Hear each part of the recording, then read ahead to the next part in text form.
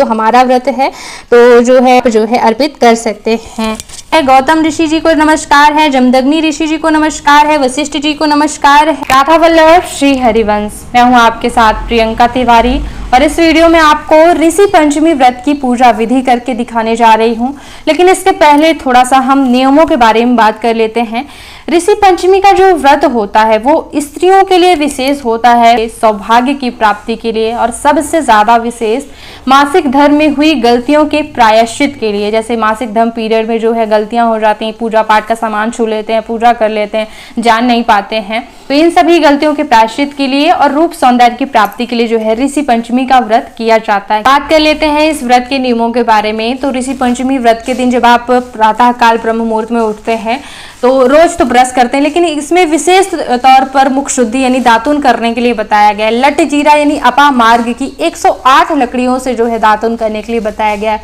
तो 108 संभव ना हो तो 7 लकड़ियों से बताया गया है। 7 भी संभव नहीं हो रही हैं, बाजार में ये लकड़ियां मिलती हैं, अपा मार्ग लट जीरा बोल दीजिएगा, तो उसकी लकड़ी एक ही मिले तो उसकी 7 टुकड़े करके, और बहुत नहीं करना है तो कम से कम शुद्ध जरूर कर लीजिएगा। शुभ करना कहते हैं कि छुआ लिया कम से कम मुंह में, तो इतना ही हो जाता है। तो 7 लकड़ियों से जरूर जो है दातुन करें। इसके बाद जो है मिट्टी से नदी में स्नान करने के लिए बताया गया है। तो ये संभव नहीं है नदी में जाना मिट्टी से, तो कम से कम थोड़ा सा मिट्टी लेकर करके और सिर में लगा करके शुद्ध जरूर कर लेना है। मिट्टी से स्नान करने के लिए थोड़ा सा ऐसे स्पर्श करा दिया और स्नान करें मिट्टी लगा करके। स्नान ध्यान से निवृत्त हो जाने के बाद अब आपको इस व्रत का संकल्प जरूर ले लेना चाहिए। सुबह सुबह हाथ में चावल, फूल, कुशा और थोड़ा सा जल डाल लें। कुछ नहीं है तो केवल जल डाल करके भी संकल्प ले सकते हैं। आपको आपकी मनोकामना जरूर बोलनी है। रूप लावण्य की प्राप्ति के लिए व्रत किया जाता है, सौभाग्य में वृद्धि के लिए, और सबसे महत्वपूर्ण मासिक धर्म यानी पीरियड में हुई गलतियों के प्रायश्चित के लिए इस व्रत को किया जाता है। तो जो भी आपकी मनोकामना है कि इस इच्छा की पूर्ति के लिए, ऋषियों की प्रसन्नता के लिए मैं इस व्रत को करने का संकल्प लेती हूँ, ऐसा बोलकर ऐसे जो है खड़े हाथों संकल्प रखिएगा। अब एक और खास विधि होती है इस व्रत में, पंचगव्य का प्राशन करना होता है, यानी प्राशन यानी पीना होता है। पंचगव्य मतलब गाय का दूध, दही, घी, गोबर और गाय का मूत्र, ये सभी चीजें मिला करके प्राशन करना है। अब ये नहीं है कि बहुत सारा जैसे नहीं मिला पा रहे हैं तो थोड़ा सा गोबर मिला लिया, 1 बूंद जो है गाय का मूत्र मिला लिया, सभी शुद्ध होती हैं चीजें, मिला करके जो है आपको प्राशन करना होता है। नहीं कर पा रहे हैं तो फिर जो है आहुति देनी होती है धरती में। कैसे करना है आपको ये चीजें कि अच्छे से मत लीजिएगा 5 चीज मिला करके, और फिर जो है एक मंत्र मैं आपको स्क्रीन पे दूंगी, उस मंत्र को बोलते हुए ऐसे 1 2 3 हर बार 10 बार मंत्र बोल करके धरती में चुभोते जाना है, यानी इसे आहुति देना है। इस प्रकार से ग्रंथ में वर्णन किया गया है कि आहुति देना है 10 बार। तो ये आप करेंगे। मैं कहना चाहती हूँ कि दोनों चीजें कर लें, पंचगव्य का प्राशन कर लें 5 बार, 10 बार आहुति दे दें, ज्यादा सही रहेगा। मंत्र बोलते हुए ही करना है, ठीक है। ये सभी चीजें हो जाने के बाद जो है अब पूरे दिन आप व्रत करेंगे, शाम के समय पूजा करेंगे, फिर जो है फलाहार करेंगे, जो कि बिना मतलब हल से जोता हुआ उत्पन्न होता है, वो चीजें खानी है। पूजा विधि करने के लिए देखिए सबसे पहले हमें बाहरी रूप से शुद्ध होने की जरूरत पड़ती है। सभी के पास तो नए कपड़े नहीं होते कि पहन के पूजा कर लें, कैसे हमने वस्त्र पहने, तो शुद्ध हो जाना चाहिए। जय गंगा माता बोलते हुए अपने ऊपर 3 बार जल डालिए। फिर आंतरिक रूप अंदर से शुद्ध होने के लिए आचमन जरूर किया जाता है, ठीक है। आचमन करने के लिए उल्टे हाथ की मदद से सीधे हाथ में जल डालते हुए मुख में छुआना होता है। तो ओम केशवाय नमः, ओम माधवाय नमः, ओम नारायणाय नमः, ओम ऋषिकेशाय नमः। चौथी बार हाथ धो लीजिएगा। आचमन इत्यादि करने के बाद जो है अब हम अष्टदल कमल बनाएंगे, कलश की स्थापना करेंगे। अगर आपका लकड़ी का पाटा बहुत ही छोटा है तो आप धरती पर भी कलश स्थापना कर सकते हैं। आटे से अष्टदल कमल बना सकते हैं। अष्टदल कमल बना करके कलश के ऊपर जो है आप स्वास्तिक जरूर बना लीजिएगा। कलश के गले में मौली धागा बांध लीजिएगा जल डाल करके। इसके बाद इसमें चावल, फूल, हल्दी, सुपारी, दक्षिणा इत्यादि डाली जाती है, तो वो आप डालें। आम के पत्ते लगाने के बाद इसमें सप्तधान्यों में से कोई धान्य रखा जाता है, तो आप गेहूं या फिर समा के चावल भी रख सकते हैं।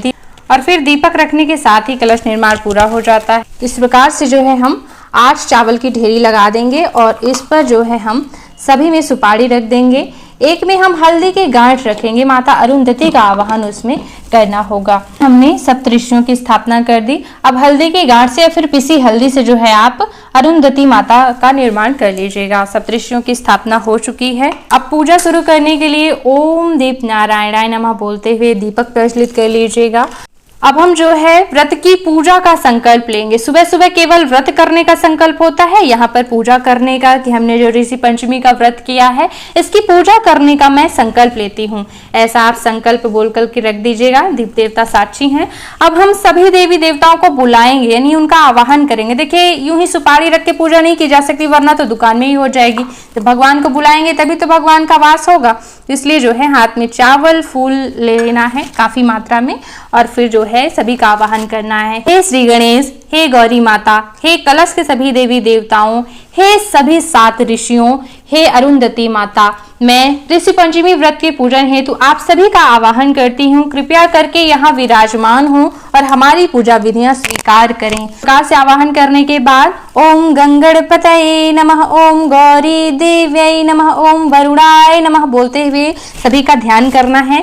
ऋषियों के ध्यान के लिए भी उनका नाम बोलना होगा। तो अगर नाम नहीं पता है तो व्रत कथा पुस्तक से देख सकते हैं, स्क्रीन में दे दूंगी, उनको देख लीजिएगा। श्री विश्वामित्र जी को नमस्कार है, गौतम ऋषि जी को नमस्कार है, जमदग्नि ऋषि जी को नमस्कार है, वशिष्ठ जी को नमस्कार है, और महर्षि कश्यप जी को नमस्कार है, महर्षि अत्रि जी को नमस्कार है, भरद्वाज ऋषि जी को नमस्कार है, माता अरुंधति को हमारा नमस्कार है। ऐसा कह के इनका ध्यान जरूर करना है। देखिए केवल भूखा रहना व्रत नहीं होता है, जब नियम विधि करते हैं तब व्रत सफल होता है। ध्यान कर लिया हमने।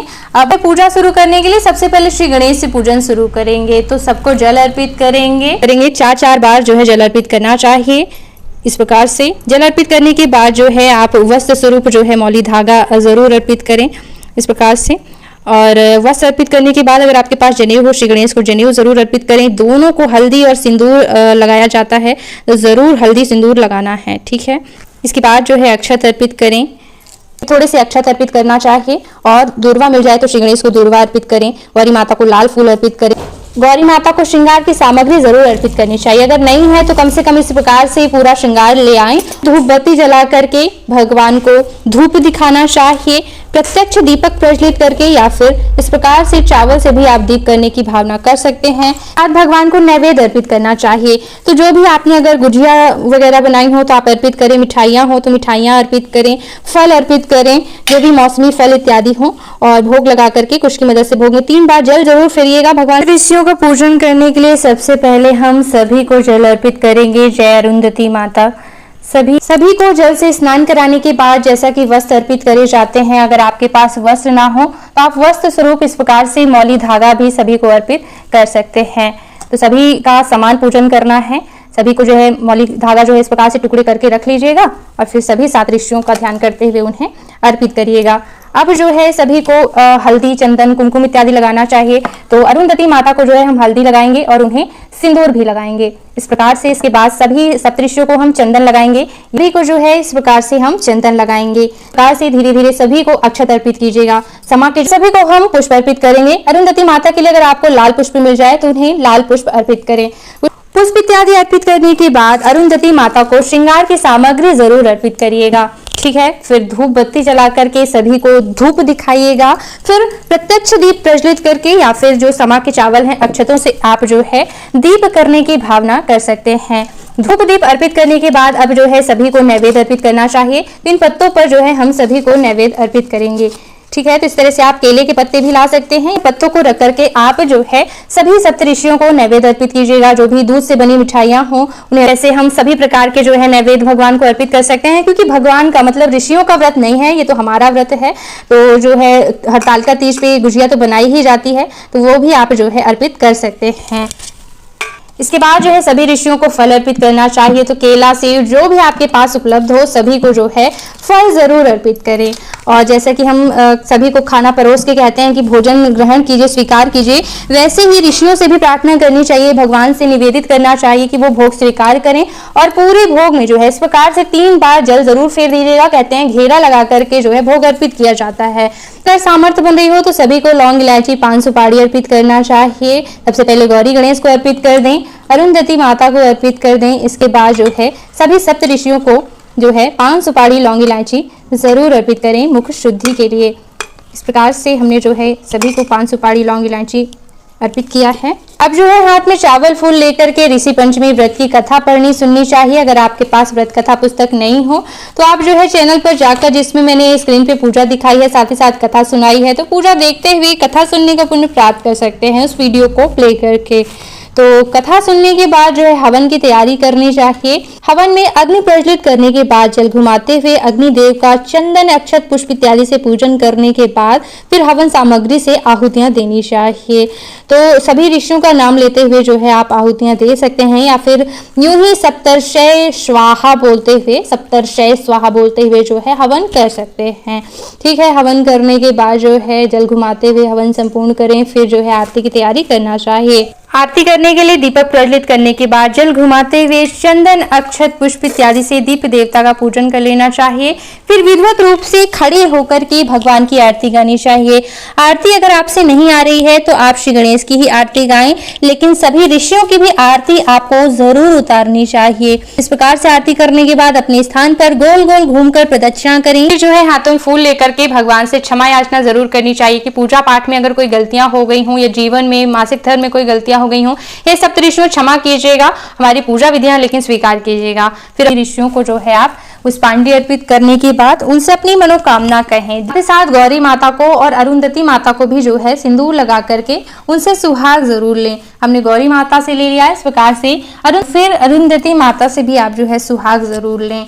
बार बार गौरी माता, अरुंधति माता और सभी ऋषियों से अपने सौभाग्य सुख की प्रार्थना करने के बाद अगर आप पूजा से उठना चाहते हैं तो एक और खास विधि होती है। जिस आसन पर बैठकर आप पूजा कर रही थी उस आसन को इस प्रकार से पीछे खिसकाना है और आसन के नीचे कुछ की मदद से इस प्रकार से जल डालना है, या फिर ऐसे जो है आप जल डालें और आसन के नीचे का जल नीचे के 3 उंगलियों से माथे पे जरूर लगा लें। ऐसा करने से आपको पूजा का पूरा फल मिलता है, क्योंकि आपने यहाँ पे पूजा करी है तो यहाँ पे ऊर्जा उत्पन्न होती है, तो उस ऊर्जा को हम ही लें। कहते हैं कि अगर आप नहीं लेते हैं तो फिर आधा फल इंद्र देव ले जाते हैं। इस प्रकार से आसन को पीछे खिसकाते हुए फिर आपको उठना है। सभी विधियों के साथ एक और खास महत्वपूर्ण प्रार्थना जो है सभी ऋषियों से जरूर कीजिएगा। ये सभी संत हैं तो इनसे प्रार्थना कीजिएगा कि नाम जप में ज्यादा से ज्यादा मन लगे, क्योंकि नाम जप से ही जीवन के संकट दूर होते हैं। जिस भाव से हम भगवान को भजते हैं उस मनोकामना के उस भाव की पूर्ति होती है। ग्रह नक्षत्रों की स्थिति सुधरने लगती है, तो जब ग्रह नक्षत्रों की स्थिति सुधरने लगती है सभी समस्याएं जीवन की समाप्त होने लगती है और मनोकामनाएं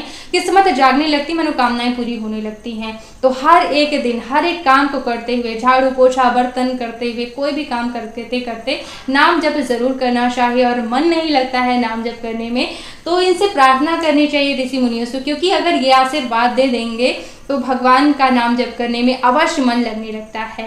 तो ये प्रार्थना जरूर कीजिएगा। इसी तरह के पूजा पाठ, धर्म, रिश्तों में सामंजस्य, भक्ति को लेकर के कई वीडियो देती रहती हूँ, अलग अलग प्लेलिस्ट बनी हुई हैं। तो एक बार आकर के मेरे चैनल पर उन सभी वीडियोस को देखिएगा जरूर। और इस वीडियो को देखने के लिए बहुत बहुत धन्यवाद। राधे राधे।